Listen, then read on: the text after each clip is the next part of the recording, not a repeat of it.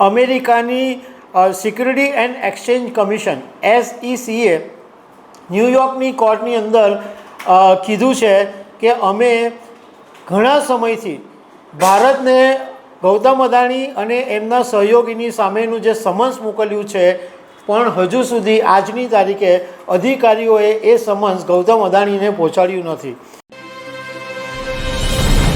ગૌતમ અદાણીની મુસીબત ઓછું થવાનું નામ જ નથી લેતી.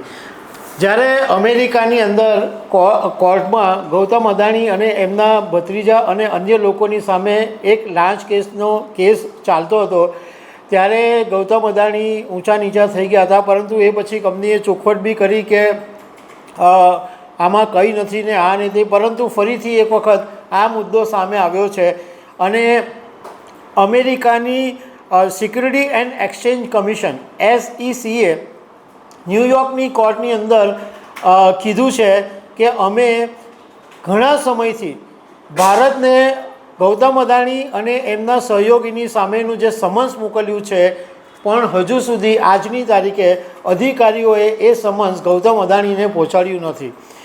તો આના વિશે હું તમારી સાથે વાત કરીશ. મારું નામ રાજેશ શાહ છે અને તમે જોઈ રહ્યા છો ગુજરાતના સૌથી મોટા ડિજિટલ ન્યૂઝ પ્લેટફોર્મ ખબરછે.com.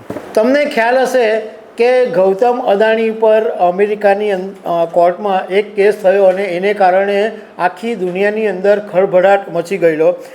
અદાણી ગ્રુપની કંપની અદાણી ગ્રીન એનર્જી ઉપર લાંચ આપવાનો અને અમેરિકન રોકાણકારોને ગેરમાર્ગે દોરવાનો આરોપ છે. કોર્ટની અંદર એવો આરોપ મૂકવામાં આવ્યો છે કે ગૌતમ અદાણી, એમના ભત્રીજા સાગર અદાણી અને અન્ય લોકોએ ભારતના અધિકારીઓને $265 મિલિયન લાંચ આપી હતી. અને અમેરિકામાં જે ફંડ રેઝ કર્યું ગૌતમ અદાણીએ, તો ઇન્વેસ્ટરોને સાચી માહિતી નહોતી આપી એવો આરોપ લગાવવામાં આવ્યો હતો અને એના વિશે ભારે હોબાળો પણ મચ્યો. હવે અમેરિકાની જે સિક્યુરિટી એન્ડ એક્સચેન્જ કમિશન છે, એણે ન્યૂયોર્કની કોર્ટમાં એવી માહિતી આપી કે અમે ફેબ્રુઆરી મહિનાની અંદર કાનૂની સમન્સ મોકલ્યું હતું ભારત સરકારને અને ભારતના કાનૂન મંત્રાલયની સાથે અમે સંપર્ક બી કર્યો. પરંતુ 11 ઓગસ્ટ સુધીમાં ગૌતમ અદાણીને હજુ સુધી જે અમે ફેબ્રુઆરી મહિનામાં જે સમન્સ મોકલેલું એ હજુ સુધી ગૌતમ અદાણી અને એમના સહયોગીને પહોંચાડવામાં આવ્યું નથી.